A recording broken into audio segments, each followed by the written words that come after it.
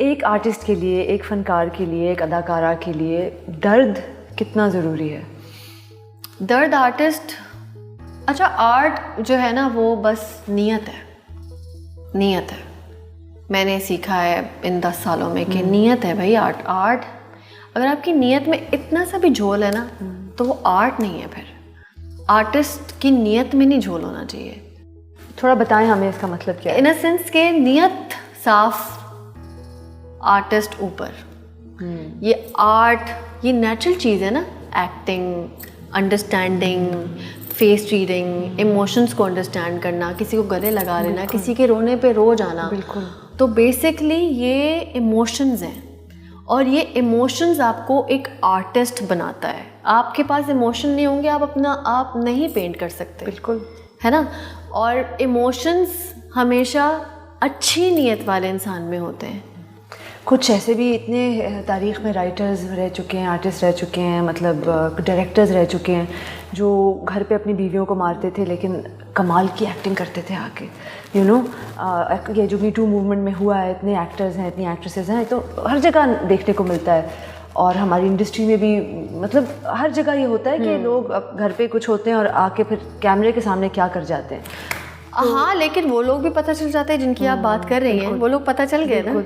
बिल्कुल। मेरा पॉइंट समझिए आप कि वो नीयत होती है, वो नज़र आ जाती है।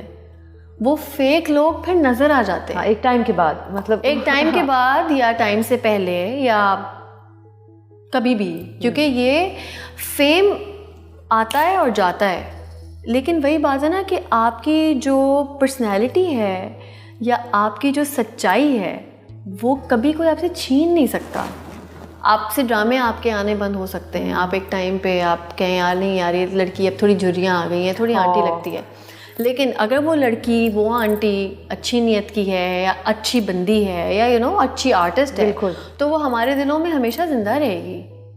तो मेरा पॉइंट ये है, जो चीज़ नज़र आने वाली होती है वो नज़र आ जाती है, लेकिन जो रियलिटी है, जो नीयत है, जो एक आर्टिस्ट की होती है, बिल्कुल सारा खेल नीयत का है बस। हाँ, तो मुझे एक बात बताएं, आपके फेवरेट को स्टार्स कौन है?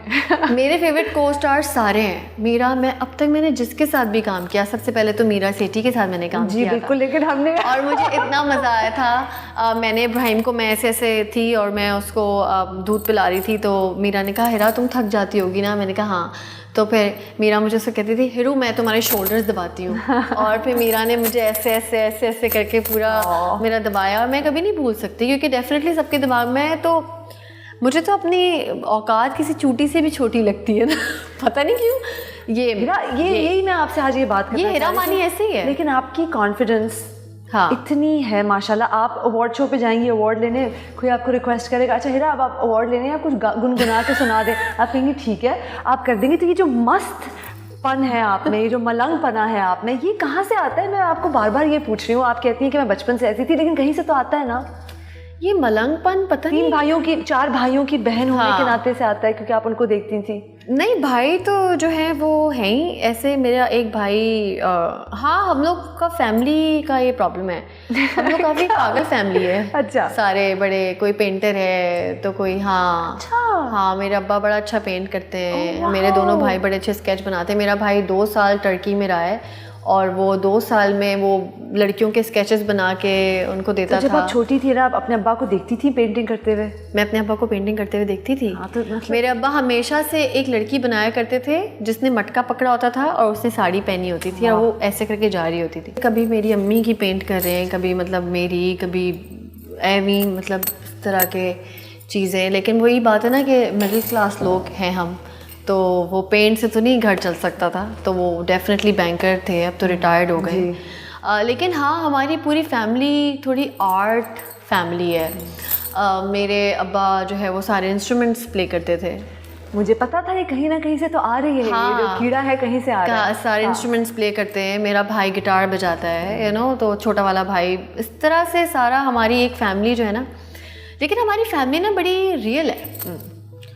अगर हमारा घर 2 कमरों का है तो 2 कमरों का ही है भाई, और वो हमें महल लगता है।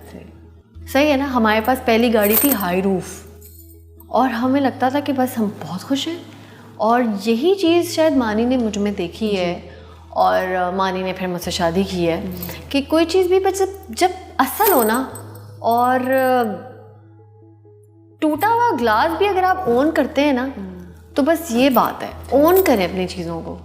तो शायद ये वाला जो मलंगपन है ना, ये मुझे मेरी अब्बा से, अम्मी से और फिर मानी से आया है। हाँ, तो हिरा घर का माहौल इसका मतलब है आर्टिस्टिक था बहुत ज़्यादा, और रोमांस जो मैं आप में देखती हूँ, जो which I love about your personality, ये मतलब घर में यही था, मतलब रिलैक्स्ड। क्योंकि जब आप अदाकारी में आई तो आपको तो नहीं मना किया ना अब्बा ने? नहीं, हाँ, कुछ भी नहीं मना exactly. किया। इनफैक्ट जब मैं आई, वो पहला मेरा सीन भी था कैमरे के आगे, तो मुझे ऐसा लगता था जैसे कैमरे के आगे मैं पहली दफ़ा नहीं हुई, तो मेरी बड़ी पक्की दोस्ती है इसके साथ। तो मुझे ऐसी फीलिंग ही रहती थी हमेशा से। हाँ, अब ये चीज़ मैं मुज़म्मिल में भी देखती हूँ। अच्छा, हाँ, I love your two boys। हाँ, है ना, बहुत प्यारे हैं दोनों, बहुत ही प्यारे हैं। बस जब हम सेट पे साथ थे तो आप उन्हीं के साथ फ़ोन पे होती थी, और इस चीज़ ने मुझे इतना इंडियर किया उस वक्त भी और अब भी। अब तो खैर मैं मानी के साथ भी काम कर रही हूँ, हमारे जो कॉमेडी कर रहे हैं साथ, तो I think it's a blessing. I think वो आपको ग्राउंडेड भी रखते हैं और आपको आपकी लाइफ में थोड़ा प्ले भी रखते हैं ना। ग्राउंडेड रखने वाले मानी हैं और नंबर 1। मानी है, बच्चे नहीं है। मानी भी हैं, बच्चे भी हैं। हम लोग सब एक दूसरे को सिखाते हैं। हम ये नहीं कि हम दोनों मियाँ बीवी सिर्फ बच्चों को ही सिखा रहे हैं, कभी कभी बच्चे ऐसा सिखा देते हैं हमें।